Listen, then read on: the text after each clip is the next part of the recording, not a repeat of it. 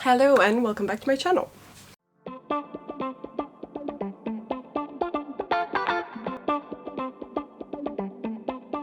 First things first, please forgive my hair. I have just gotten out of the shower and put some makeup on and that's it. I don't particularly like to heat my hair up to dry it faster. I prefer it to dry naturally because it just looks best that way. So that's why I look like this, and I just wanted to film this video now and not have to wait until it's completely dried because it's January and daylight declines fairly quickly in January. So yeah, that's why. So today I'm going to be talking about this next book I'm going to be reading called The Hanjin Murders by Seishi Yokomizo.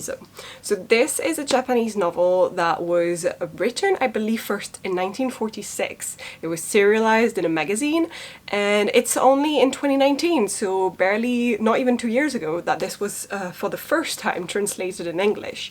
Even though this author and his stories are considered to be, I believe, the equivalent of Sir Arthur Conan Doyle and Sherlock Holmes in Japan. So he's very famous, has been a super prolific writer, and this is the first book that introduces his character, Kosuke Kindaichi, and it is regarded as one of Japan's great mystery novels.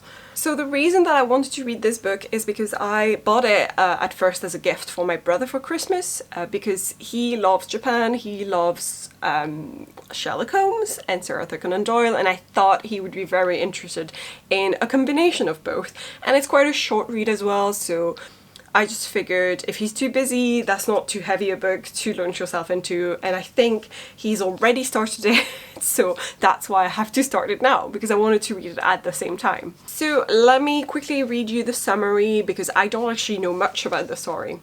In the winter of 1937, the village of Okamura is abuzz with excitement over the forthcoming Ichi-Yanagi wedding. But amid the gossip, there is also a worrying rumor. It seems a sinister masked man has been asking questions around the village.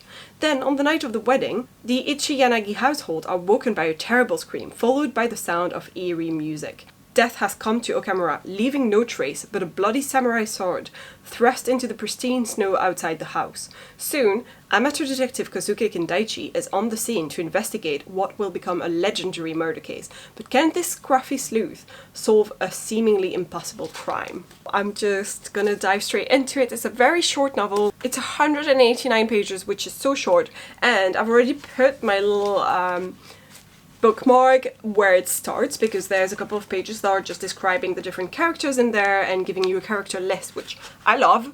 Thank you, especially since I'm not used to reading novels with a lot of Japanese names, so I'm sure that I'm gonna be confused and be like, wait, which character is that again, and probably mix two together or something. So it's good that I have a character list to refer back to whenever I want to.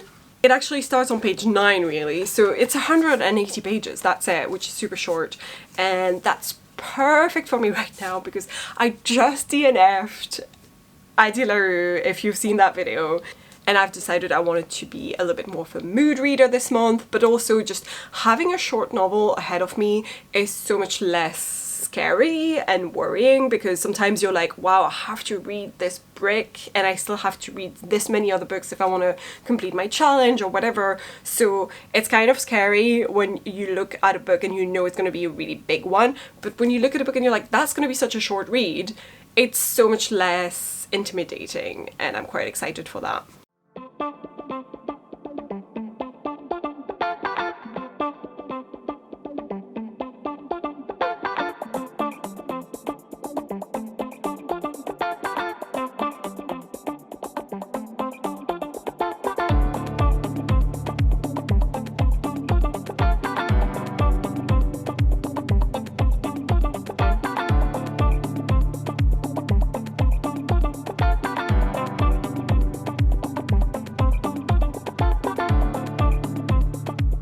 Okay, so I have now reached page 80, which is the beginning of chapter 8 in the Hanjin Murders, so I have about 100 pages left to read. And so far, I'm really enjoying it. It is completely different from anything I've read before. The writing style is very strange and a little bit direct and almost clinical, rather than lyrical or more like purple prose. It's the opposite of purple prose.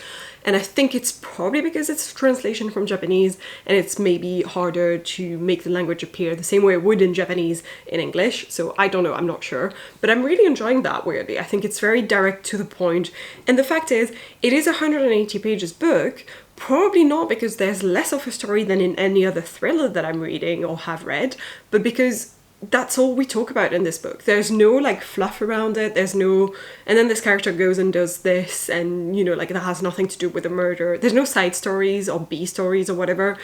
It's just about the murder case, and I am quite liking this as well. It's very focused and it doesn't feel like I'm reading a shorter story. The story is complete and it's like big enough and long enough. It's just that the way it's written is straight to the point. I'm quite enjoying that. It's very atmospheric, which I'm enjoying. And although I just said that there's not a lot of focus on anything else than the murder, you still have a comprehensive view of the different characters and their complexities and their personalities, which I'm thinking it's very well written then, because for it to be very focused on the case and the mystery and still give me an idea of who is who and what are they like and give me a good overview of each character, it's pretty impressive. So I'm really loving that, and I think it's really well written. It's so fast-paced. The chapters are quite short, and so kind of just want to continue reading on. And there's things that I'm really enjoying, like this that has like a plan of the house and like a little detailed, you know, summary of what is where and what they found where, which kind of almost makes you feel like you're going along on the ride of trying to solve this case and trying to think, okay, so if the murder was there, then what does this mean? You kind of feel like you're brought in by the writer as a detective sleuth yourself, which is really cool. And I like the different cliffhangers. There's really cool cliffhangers at the end of each chapter. They're not massive to the point that it's just annoying. They're just slight hint of what's going to come that are making me want to read more. The detective has not arrived yet, and I think he's arriving in this chapter because it's literally named after him, Kosuke Kendaichi, which is chapter 8. So I think we're finally gonna get to discover him, but it is written from the point of view of a writer, which is kind of different and fun as well, because it's basically, it starts with the writer telling you, oh, I heard about this case that was a murder in a closed space, which is the dream of any mystery writer, to write about that kind of stuff. Like, and then he gives you a list of other mystery writers that he loves and is inspired by, including some French ones. So it was making me quite happy.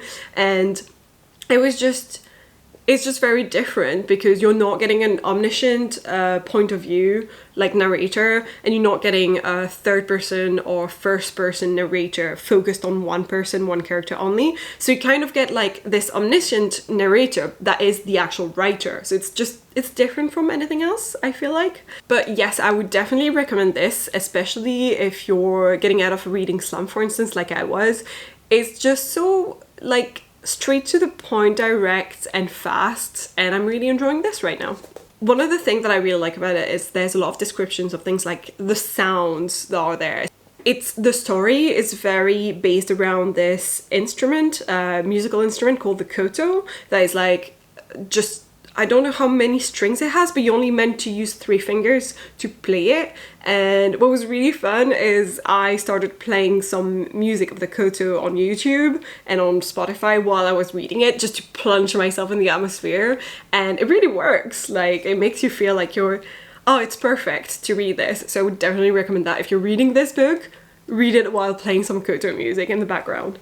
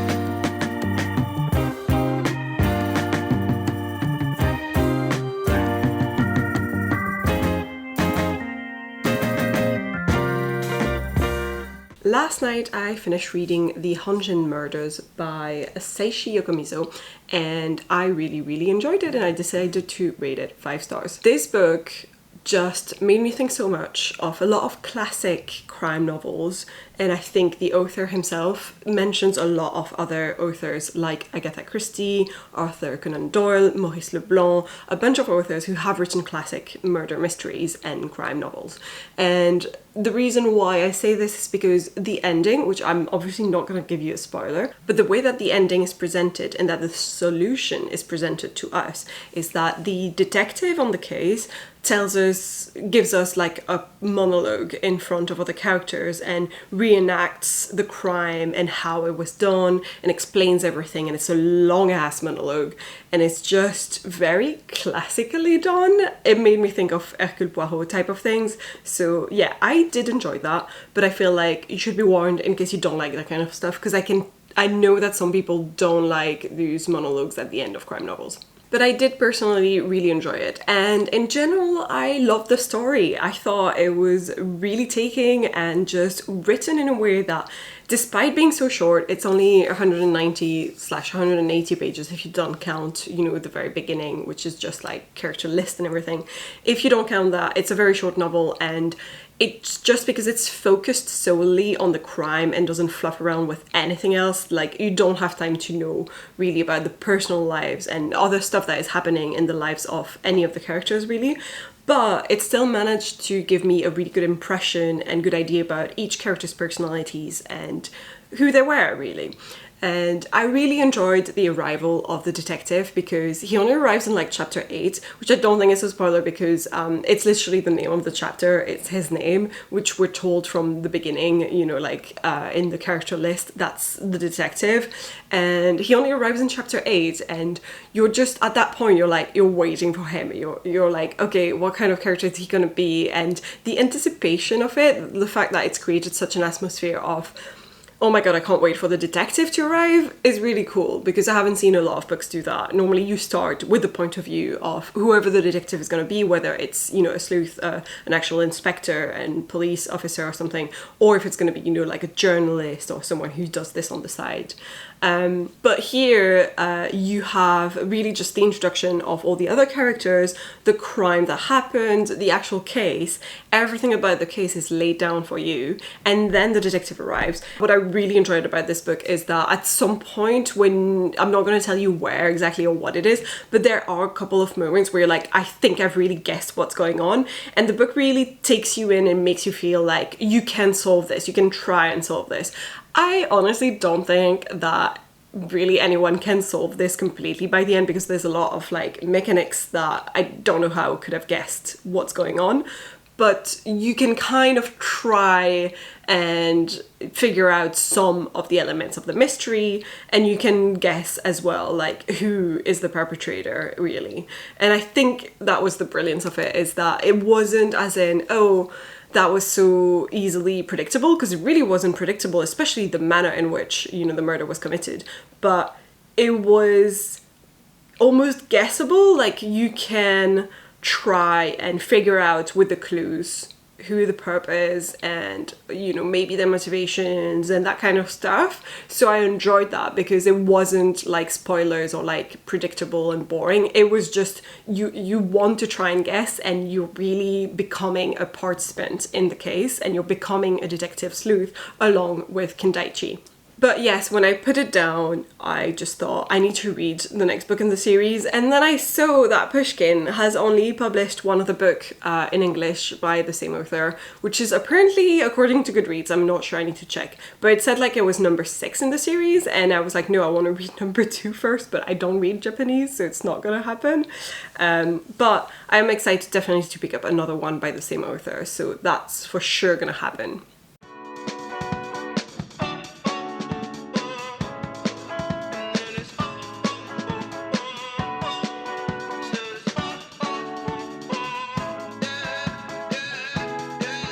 No. Pretty Caroline, oh, oh, oh, oh, stone cold stunner.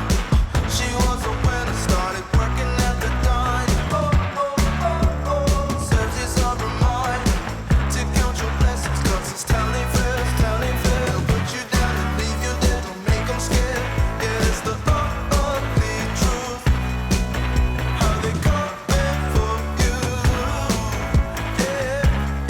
The other book that I'm going to be reading in this reading vlog is The Sundown Motel by Simone St. James. And this is an adult thriller book, which I think also has supernatural elements to it, as in ghosts. I'm not entirely sure, but there's strong hints as to spooky vibes, and I don't know whether they're going to be confirmed to be actual spookiness or if it's going to be explained in a human/scientific way and there's no actual ghosts, just, you know, people thinking that they are ghosts. So I don't know yet about that, but the story is basically starting in 1982, and we follow this woman, Viv Delaney, who works at a motel in a small town called Fell, and she does the night shift and she's really scared of doing the night shift, and something happens, and at 3 a.m. that night she disappears completely. Police never finds anything about her disappearance, her body, or anything like that, and it just stays a complete mystery. Years and years later, in 2017, we follow this young woman called Carly Kirk, and she is the niece of Viv Delaney, and she doesn't know anything about why her aunt disappeared. All she knows is that it was super suspicious and that she doesn't believe that there's nothing to do anymore. She thinks that now with new technology and things like that, maybe she can give a shot at trying to figure out what happened to her aunt. So she goes to the motel, the Sundown Motel, to try and figure out what happened to her. That's everything I know so far about this book. I'm quite excited to get into it. I think it's going to be a fast-paced one, and I just can't wait to get into that kind of stuff because I've been reading slow books for a while now, and it's just, this is exactly what I need right now. I will let you guys know once I've started reading it, what I think about it, my thoughts and all that jazz, and yeah, I will see you guys later.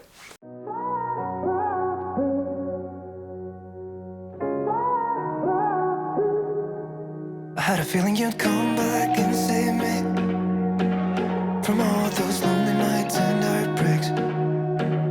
And I feel misplaced without you.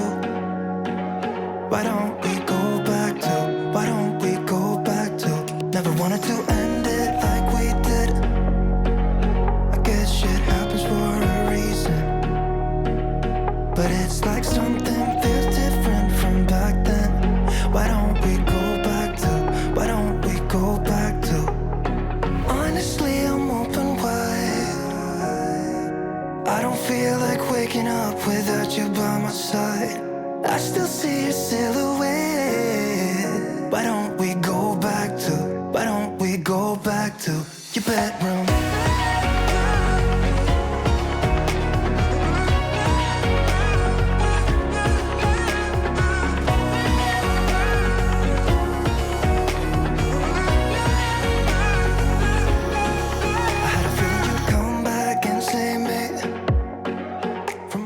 So I've now reached page 120 of The Sundown Motel by Simone St. James, and I'm really enjoying it so far. So I'm about here, I've read this much, and not exactly halfway through, but still quite far ahead. I'm really loving this book so far. It's just really fast-paced, well-written, flowy, exactly everything that I love in a book in general. You have two types of passages that are happening in this book. So you have the first part that is happening in 1982, as I explained earlier, I think, where you follow Viv Delaney, who goes to work at this motel called the Sundown Motel. She's originally on her way to New York, but she hitches a ride and this guy just drops her off there, and somehow she gets enrolled into this, you know, without originally trying to. She just becomes the night clerk at the Sundown Motel because circumstances make it happen. She doesn't have that much money on her, and the owner of the motel is like, I'm looking for a night clerk, you can stay for free tonight if you just watch the desk over the night. You just have to like answer the phone, make guests sign in the book and pay $30 a night, and that's it. And then slowly she like stays and decides to stay, and I believe that she stays for a total of 3 months before she disappears in the middle of the night in, I think, November 1982. And then you have the other passages that are happening in 2017 with Carly, who is her niece, and Carly's mom was very secretive about the disappearance of her sister Viv and never talked about it, and then she died, and Carly's like, okay, now that she's gone and I never got the chance to ask all of these questions and to try and discover what happened to my aunt, I really want to find out what happened. And so she travels to Fell, which is where the Sundown Motel is, and decides to start investigating. She by chance finds the apartment where she used to stay, like her aunt used to stay, and when she arrives there, they're looking for a flatmate, so she decides to take the room and stay there, and the girl there becomes kind of her friend and helps her out because she's like also very interested in crime in general and all weird things, and she's like, I can help you. And then as she goes to the Sundown Motel, they're hiring for a night clerk, and so she takes on the exact same job as her aunt and stays in the exact same room in the same flat as her aunt before she disappeared. It feels a little bit, as she does this, like it's almost like the universe of Fell is trying to make these two women stay. It's almost like the circumstances feel almost not that coincidental. I don't know how to explain it, and it's just a vibe that I'm getting. It's not really anything that's actually been written down.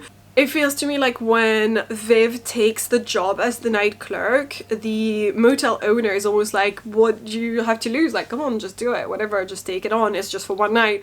And then she decides to stay. It almost feels like it's luring her in to stay there. And then when Carly goes to the flats, the girl is like, oh, you know, like it was made to be, you should just stay, it's fine, definitely stay and take it, you know, take the room. And I don't know how to explain, because I don't actually think that the roommate is that dodgy, I don't know, but there was like a weird vibe that, similarly to Viv, made me think the town is like luring her in and trying to make her stay.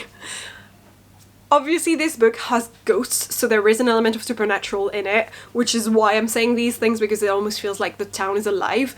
And there's a big theme around disappearance and murders of women in particular, and everyone seems to say about Fell, we've had lots of murders, we've had lots of bodies, it's a weird town where loads of unsolved crimes have happened, in particular against women.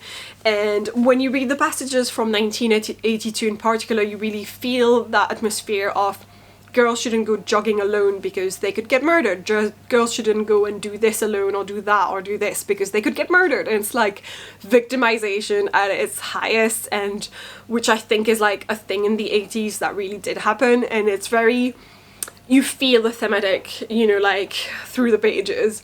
Both Viv and Carly feel like they almost have this self-imposed justice morality thing in their head where they're like, look, no one is clearly trying to do anything about the disappearance of these women. Carly in particular about her aunt, and Viv about all the other women that she's heard about that disappeared and died and were murdered.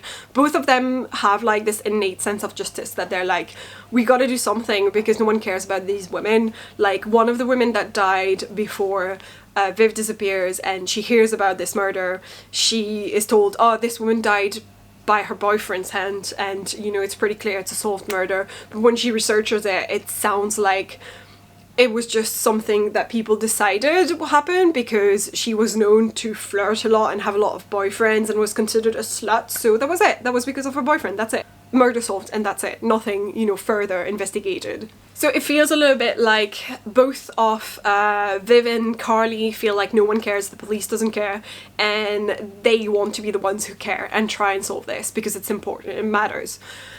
And similarly with the ghosts that are appearing, so ghosts are starting to appear first to Viv and then to Carly as she takes on the same job in the middle of the night at the Sundown. And basically what happens is someone died before the Sundown was constructed. A woman was murdered and her body was dropped in the construction site, and then the Sundown was built afterwards. So there's a lot of history about the place that has, you know, murders and crime and people dying. And it seems like there's hints of these ghosts I don't think are evil per se. There may be evil ghosts as well, but it feels almost more like it's the ghosts of the victims that are kind of like trying to give a message or something. I don't know exactly what it is. And it's, you know, pretty early on you realize this, so it's not like it's a spoiler or anything, but I feel like there's a goal to those ghosts appearing, and I don't think that they're the bad guy of the book. So far, I am particularly loving the chapters with Viv, so like from 1982. I'm loving those. The vibes in them, the atmosphere, the way that Viv is, I really like her character, and I love the way she interacts with other people. And all the other characters that are appearing, there's a lot of strong female characters that are just great. You have a police officer that is like coming over to the Sundown Motel one time because there's a fight happening, and she's really cool and just keeps her calm and everything. And I'm not sure, it feels like maybe there could be a hint of a sapphic romance with her, but I have no idea whether that actually happens or not. And then there's a PI that is taking pictures of a couple that is having an affair at the motel, and it's also like, it's a black woman, and when Viv talks to her, I'm loving these interactions as well. They're just so much fun, and all the characters are really vibrant and alive through the pages, so loving these chapters. For some reason, I'm not liking the chapters in 2017 as much. I like the different characters and I like the investigation, but almost more because I want to know what happened to Viv, and so I'm more invested in the investigation that Carly is doing about 1982. But Carly herself, for some strange reason, she starts off by being like, I'm not like other girls, because I like crime and I'm passionate about true crime and all that, and I'm just like, you're exactly like every other girl. That is literally what every other girl is like. So I was a bit surprised by that, because it doesn't give me those vibes of I'm not like other girl in any other way. Like, Viv's character is not like that, so I'm wondering if the author did it on purpose or not. I'm not quite sure. And then there's also like a passage where Carly meets this guy. It's quite early on, and he's staying at the motel, and he's also like there because there's dodgy things. Don't know much about him, but when she meets him at first, their first interaction is quite rude. Like, he's a bit of an asshole to her just because he got woken up or whatever. So, you know, doesn't tell you, oh, he's an asshole forever, but just that interaction, he acts a bit like a jerk towards her. And just because he's got a flat stomach and he's got ice blue eyes that she's never seen before, she doesn't really react the way she should or would normally, and just kind of stares at him and acts a little bit like a dumbass. And I'm just like, dude, come on, don't do that. Don't do that to me. Like, there's a big theme around like women and, you know, being empowered and not being told you can't do this because other women were murdered, and like solving the crime about women, and then she acts like this, and I was just so pissed off. But I hope that it's got more to do with her character being in development and having more development towards the end of the book, and hopefully it's done on purpose, you know? There's even like a passage where she actually says, because there's like ghosts appear, and then she meets up with this male character, Nick, and she actually says like, oh, everything should feel fine now that there's a guy to take care of things. And I'm just like, what? In any other way, she's generally like a strong, independent woman. She doesn't feel like she needs the help of a guy. It's just that there's ghosts, so suddenly she's scared. And I'm like, yeah, but he's not gonna be able to do anything. It's ghosts, you know? I think that's about it. I don't have any other thoughts about it so far, but I'm really enjoying it. It's really fast-paced, and I can read it. It's so fast because it's so flowy. So definitely, so far, a good book, and I'm probably gonna finish it this weekend and enjoy myself doing it. Okay, I'm back, and I have now finished the Sundown Motel, and I have so many thoughts about this book. I really enjoyed it, and overall, I think I would rate it quite highly. I personally enjoyed the passages that were in 1982 much more than the ones in 2017, and overall the character that was Viv Delaney is someone that I enjoyed reading a lot more about, and, you know, like her point of view, even though it was like third person, but still, you know, following her. I enjoyed that so much more than Carly's character. Not to say that Carly's character was bad, it was just like a little bit less enjoyable for me. I think Carly's character was a tiny bit too much. I'm not like other girls, and also there was something weird about the way that she was obsessing over the guy that she meets in the book. So she meets him quite early on. His name is Nick, and he is from Fell originally, but he's got a little bit of a past and history. And when she meets him, she starts like ogling him in a way that was a little bit obsessive and a little bit almost stalkerish and bad. It was just like, this is strange, I don't like it. Like at the beginning when they started talking and something was going on, he was doing something to a candy machine, and while he was doing it and talking to her, she was just eyeing him, and like wherever there was a piece of cloth that was lifting enough for her to see his skin, and just staring at that. And I was just like, this is creepy, borderline, and I'm not enjoying it that much. So at the end of the day, I want to say that's the one bad thing I didn't really enjoy from this book, was the main romance in it. And there was also another aspect of the book that disappointed me more than, you know, was bad, and it was the fact that I really felt like there was a missed opportunity for a sapphic romance in there with Viv and one of the other characters. And I'm not going to give any spoilers by saying who, but I just felt like there was so much potential and it just wasn't used, and that's just too bad. This book kind of gave me, at times, a little bit of Veronica Mars vibes, with, you know, a tough, badass female character who's also vulnerable and also has her flaws and everything, who's slowly investigating a crime. Both in 1982 and in 2017. So I really enjoyed that because I used to love that show so much. So definitely a good point for me. And frankly, towards the end of the book, when everything started unraveling, I was just thinking, wow, I am loving and living for all of those female characters in the book. Like, all of those ladies are killing it, and I'm just enjoying myself so much. Like, every female character in this book was so cool and different and just had their own way of being badass. So that's one thing for sure that I really enjoyed this book for. And I think in general, the personalities of everyone in the book was quite fun to read from and quite separate from each other, which was good. Even Carly, who I've said, you know, I didn't like as much from the start, but she grew to become more interesting, so I feel like it was maybe more character development stuff that was waiting to happen. And yeah, I think overall I really enjoyed myself. It was just very fast-paced and, you know, fast to read in general. You really want to know what is going on towards the end, so I think I read the last 150 pages or so super quickly, like all at once. So definitely a good one if you want to have, you know, not even action-packed, because I don't feel like there was that much action happening, but it just never felt like there was a dull moment in the book, which is exactly the type of book that I wanted to read. And I think that's it for this video. I just thought I would do a quick 2 thrillers, very different style of thrillers, the Hanjin Murders and the Sundown Motel. Both enjoyed 5 stars, both reaching them 5 stars, but for completely different reasons. And I think that's why it was such a fun vlog for me to do, because I enjoyed the Hanjin Murders in a very different way that I enjoyed the Sundown Motel. Both of them are mysteries, and both of them I'm rating 5 stars, so very successful, a very successful vlog for me at least. I hope you enjoyed this video. If you did, please leave a like, consider subscribing, that would be super helpful for me. Please leave a comment down below, because I really do answer all of them if I can, and I will see you guys next time.